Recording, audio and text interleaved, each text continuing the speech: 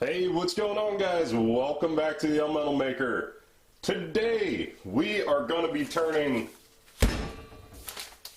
some cheap cane sugar from my favorite retailer, Aldi's Nuts, into pure anhydrous ethanol, which I don't have to crack down. But these are the yeasty little bastards we'll be using to do it. So this is Red Star Daddy, which distiller's dry active yeast.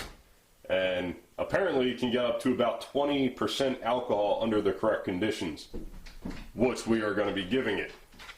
So, got my little distiller's table here, and basically tells you how much sugar per gallon of mash gives you what percentage.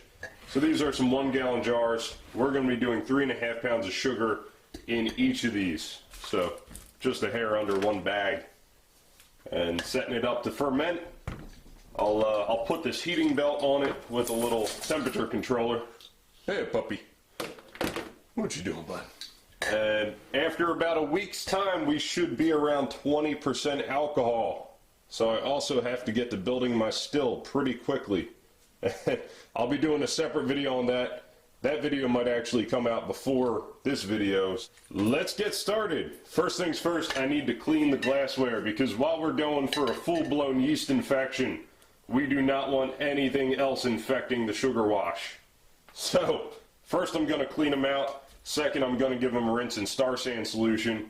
This is a, they don't call it a sterilizer, but it basically sterilizes everything in there. That way we don't have any bacteria reproducing, turning this batch into a sour. I love my sour beers, but don't want it here. Alright guys, so you can see I got a third fermenter set up here. I was not happy with having such a small amount of headspace. I still think this is too short. So, got a third fermenter set up here. It's a bit of a redneck rig, but it should work.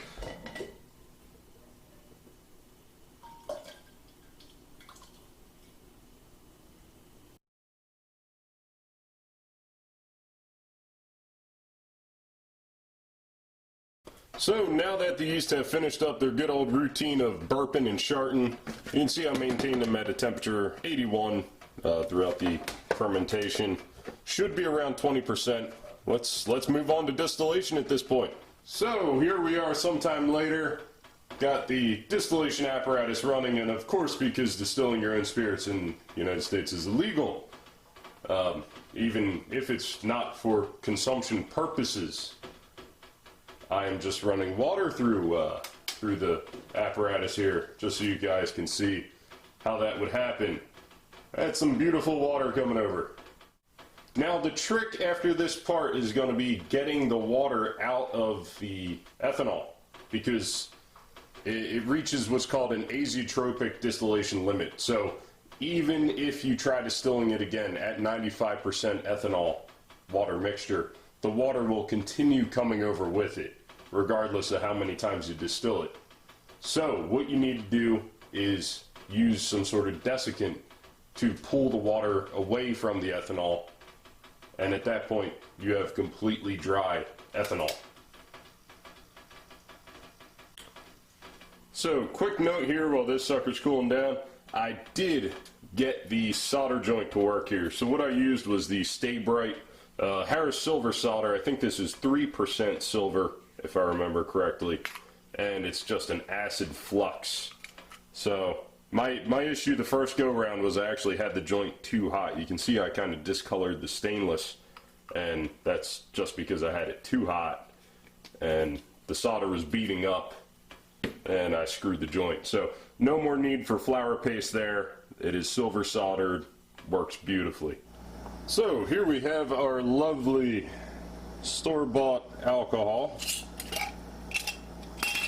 and let's see what percentage it came out of the bottle at. 74, 75-ish. Not too bad. I was hoping for a little higher, but you know those bottles, they can be tricky. And that is our percentage, not proof. Proof is double the percentage. So to get this fully dried now, what we're going to have to do is desiccate the water out of it. So this could be distilled to a higher level of purity. The azeotrope is at 95%, and at that point the ethanol will actually pull water over with it keeping its percentage at 95. So by distillation only, you can't break above 95% pure ethanol. But what we can do instead is chemically dehydrate it and suck the water out of it to fully separate it. And to do that, I'm going to be using some copper sulfate, and this is currently pentahydrate. What we're going to do is borrow the wife's little toaster oven, get this to become anhydrous copper sulfate. So we're going to basically heat the water out of it, and at that point it's going to be looking to grab water again very quickly. Don't let your wife get you. Stop. Here we are an hour later, and you can see the copper sulfate has gone from that lovely blue, and most of it's pretty well dehydrated at this point. Here's our dried copper sulfate. Let it cool down. Obviously you want to keep the moisture away from it, so use some saran wrap here. I'm just going to open up our jar of ethanol here, and we're going to start adding copper sulfate to it to suck the water out of it.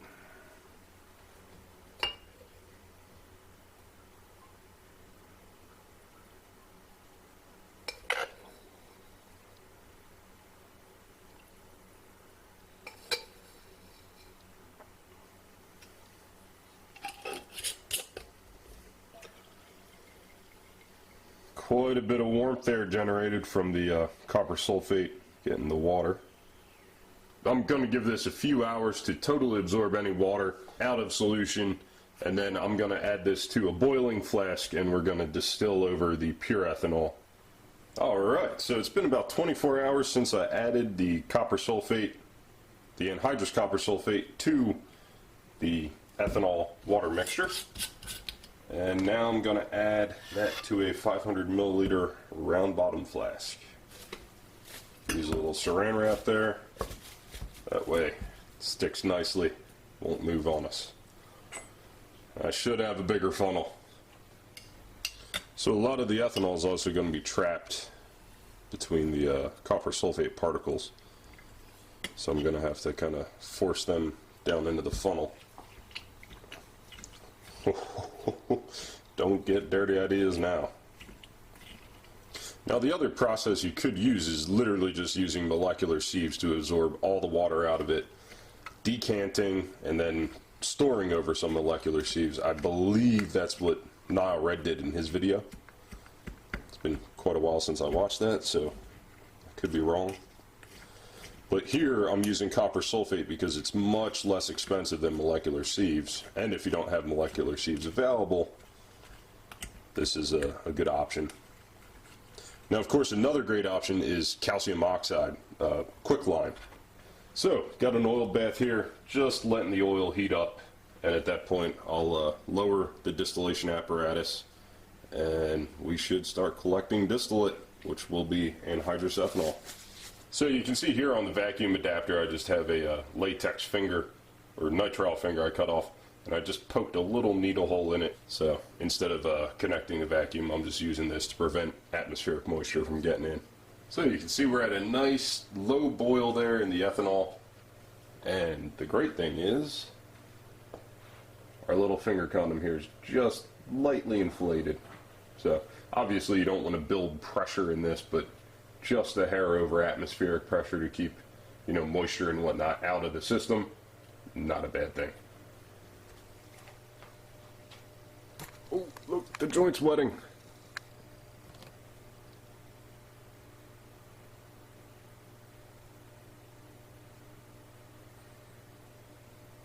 Should be seeing drippage very soon. The first drip! Yes! The primary drip, which as opposed to the dribble is not a khaki ruiner. So a lot of people love to tell you how strong their moonshine is, but this stuff will actually desiccate your tongue if you drink it.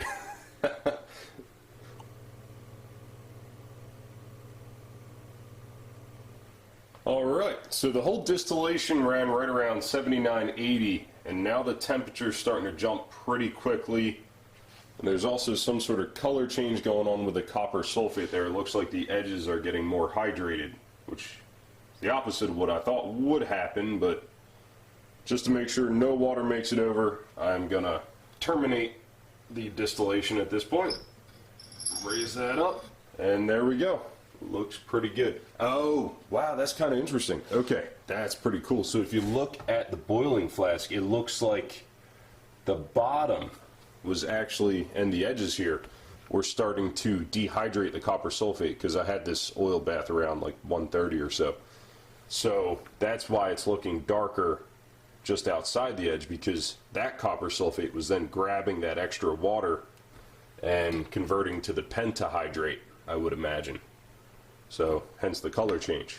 But the good news is the inner bit of copper sulfate is still pretty lightly colored, so I don't think any water would have made it over. So as soon as we removed heat, you can see this nitrile glove kind of sucked in, which means we got to stop atmosphere from getting in there. And there we go. That is our beautiful anhydrous ethanol. So I'm curious to see what kind of purity we got. Hopefully it's at 100. Alright, so here is the moment of truth. Let's see what kind of percentage we actually got here. Oh, and it figures.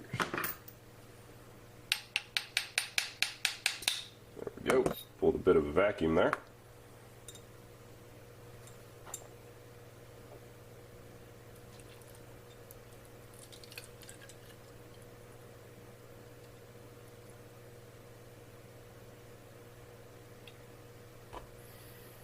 Oh, don't tell me we're short.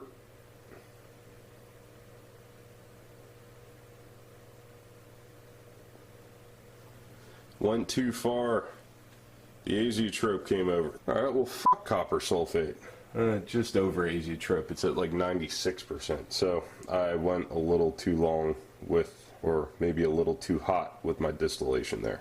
Or maybe atmosphere was getting in. I don't think it would hydrate that quickly though. So we're up from 76% to 96%. So that's still a good jump from the copper sulfate. Not bad. I was hoping this would be totally anhydrous at this point. I'm really surprised some water came over. But I guess at this point we got to use the molecular sieves. Probably should have reactivated these for a few hours before using them. They've been sitting in this jar for a couple years. So, make it all this freaking way, and sure enough, what has, I shouldn't say killed our reaction, or killed our progress, but this freaking molecular sieve powder, the zeolite powder, I cannot filter the damn stuff out. It is so fine. There's just no getting rid of it. So while I'm not happy with it, there is our fun. And I mean, it'll settle over time, and if I carefully decant off the anhydrous ethanol, it won't be an issue. But there's our final product. Not sure how much. Probably 100 some mLs or so of anhydrous ethanol, and just to ensure it stays anhydrous. So I'm sure the filtration process introduced some extra moisture. So I have since washed and cleaned these beads and then reactivated them. So sieves rather. So these should not leave dust. If I was smart, that's what I would have done in the first place.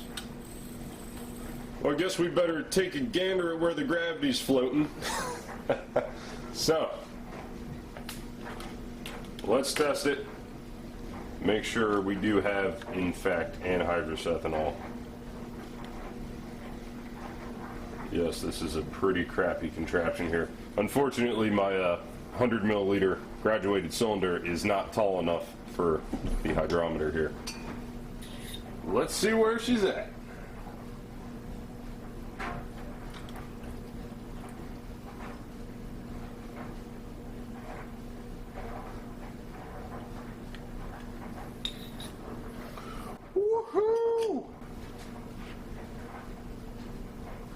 right at the 200 proof 100% mark. There we go. We did it, guys. It might be cloudy, but we got anhydrous ethanol from freaking table sugar.